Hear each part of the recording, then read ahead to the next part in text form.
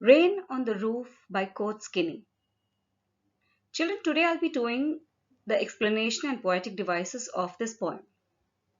If you remember in my introduction, I had told you that when it rained, it triggered a train of thoughts in the poet's mind, especially the thoughts of his benevolent mother.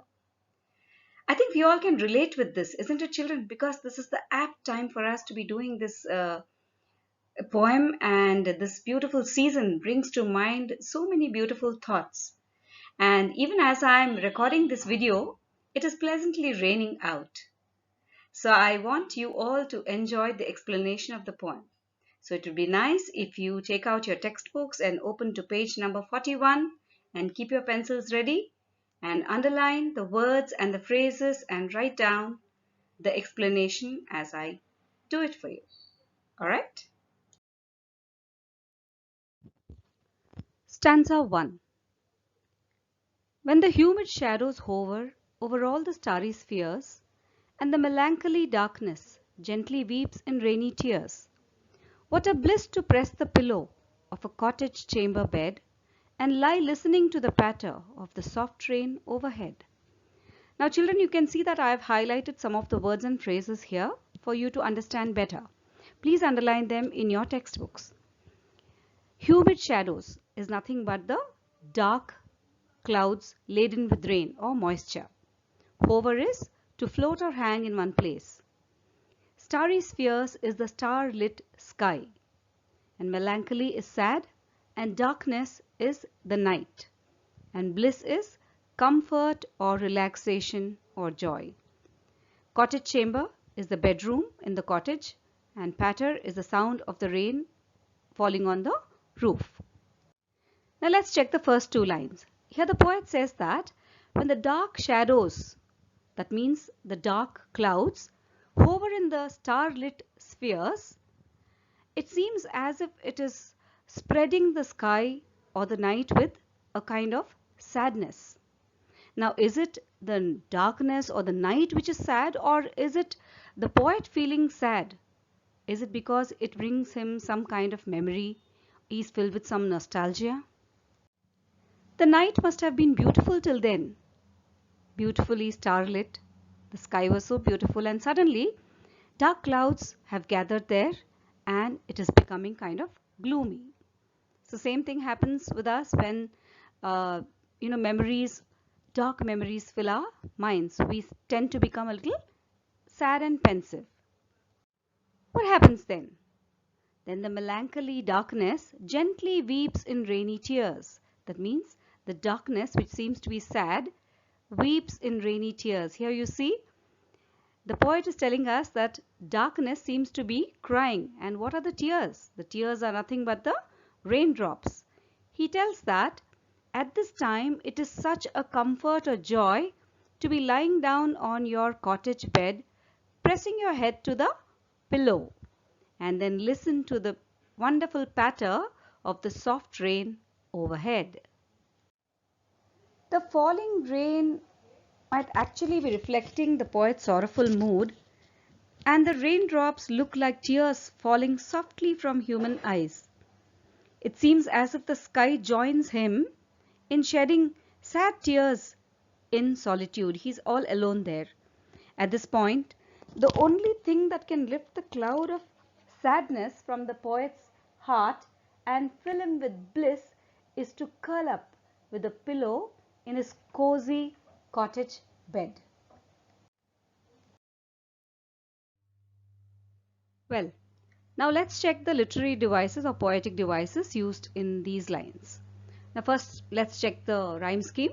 Now I've already given the rhyme scheme here: A, B, C, B, D, E, F, E. Now how did we arrive at this? Now you see, hover, spheres, darkness. These three don't rhyme. So we've given them A, B and C. Now spheres rhymes with tears. So we've given both the words B. And then you have pillow, bed, patter. They don't rhyme with one another, so they've got different letters.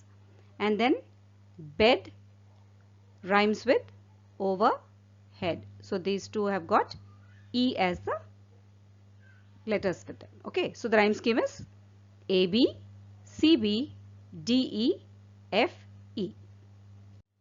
Now I've also underlined some letters in some of these lines. For example, I've underlined H in the first line and S in the second line. Why? Because this is alliteration.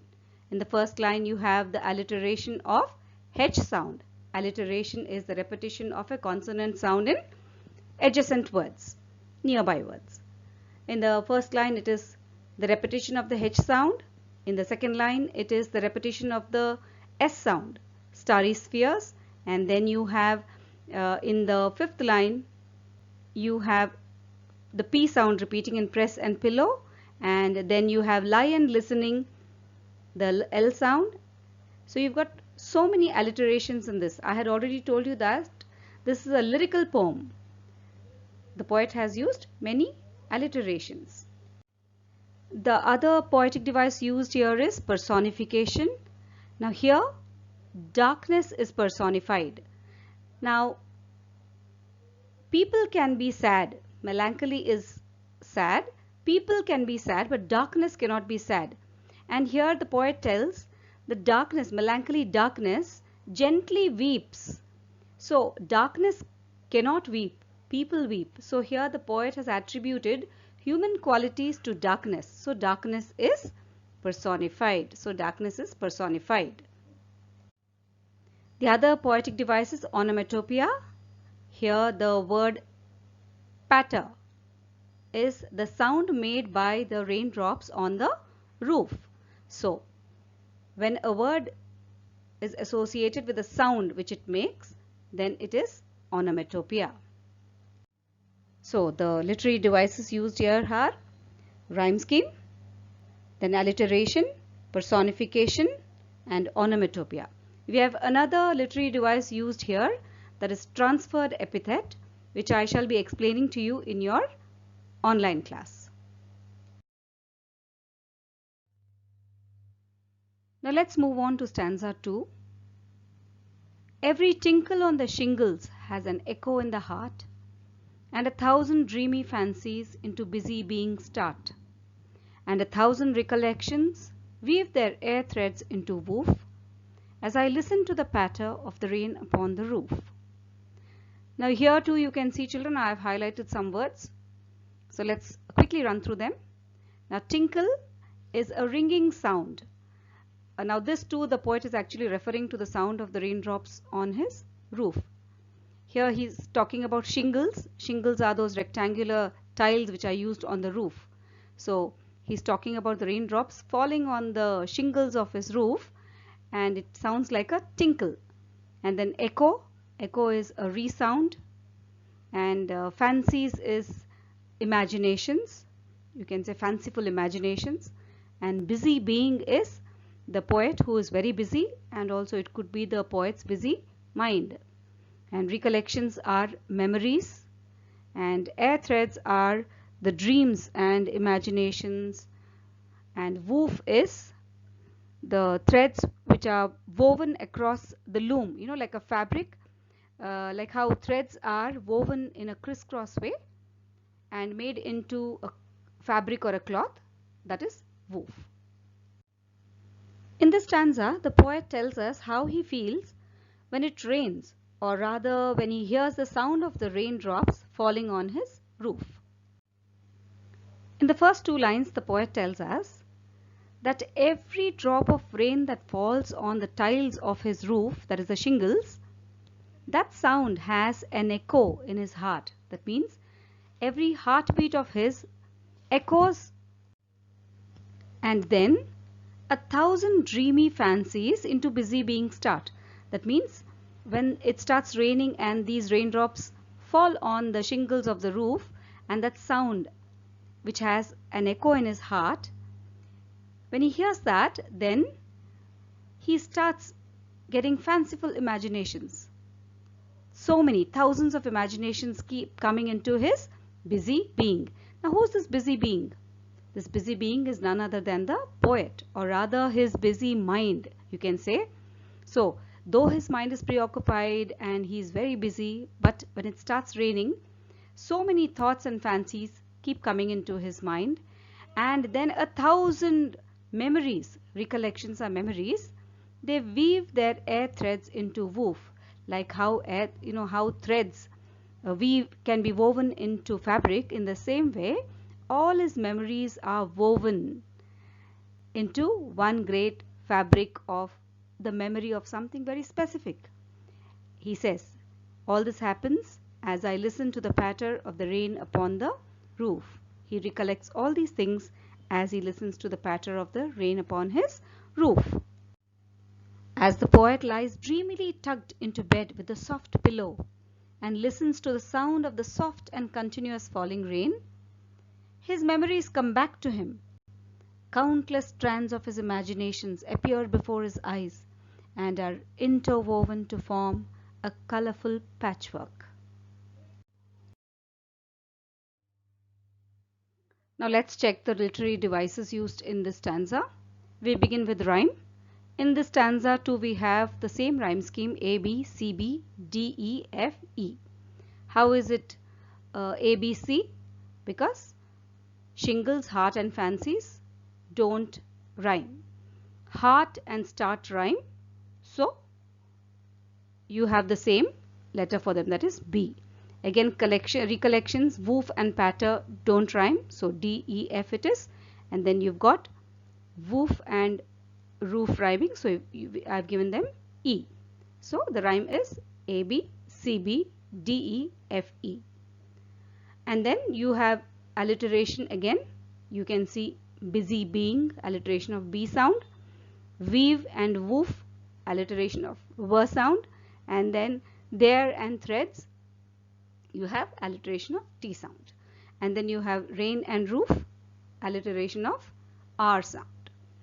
And then again you have onomatopoeia in tinkle and also patter. Okay, they are both, these two words denote the sound they make. Tinkle and patter, the sound of the raindrops, that is. And then there's personification, if you see in these lines, and 1,000 recollections weave their air threads. Now, recollections cannot weave anything. Okay, so people can weave. Here the poet is talking about recollections weaving something, so recollections is the word which is personified. And then there is transferred epithet here in dreamy fancies. This too I will explain to you in our online class. Stanza 3. Now in memory comes my mother, as she used in years agone, to regard the darling dreamers, ere she left them till the dawn.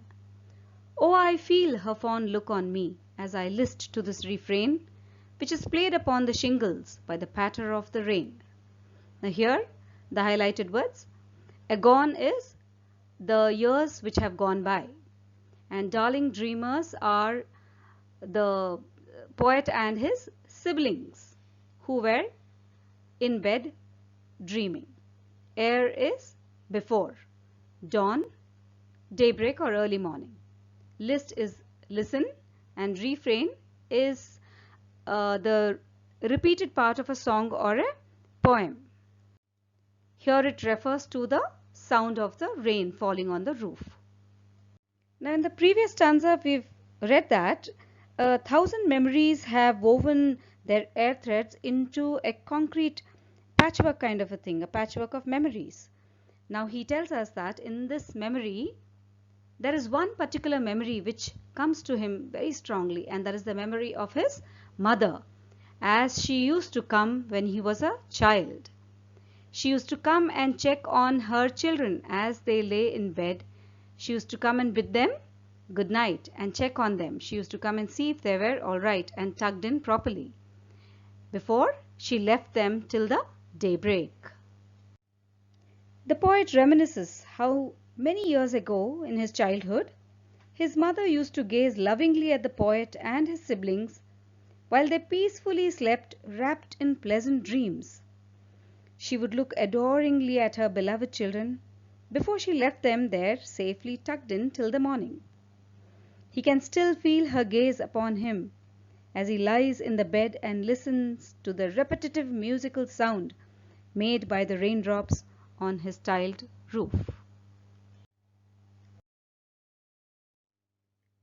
Now let's check the poetic devices used in this stanza. Once again, the rhyme scheme: A, B, C, B, D, E, F and E. So here it is mother, a gone dreamer. So A, B, C. Then again you've got a gone and dawn rhyming. So we've given it B. And then me, refrain and shingles, D, E, F. And then refrain and rain rhyme. So it is E. And we've got alliteration again. In the first line it is memory, my mother, alliteration of M. And then in the third line you've got darling dreamers, alliteration of D sound. And then in the next one it is them till the, it is the T sound. And then feel her fond look, F sound. And then that's it.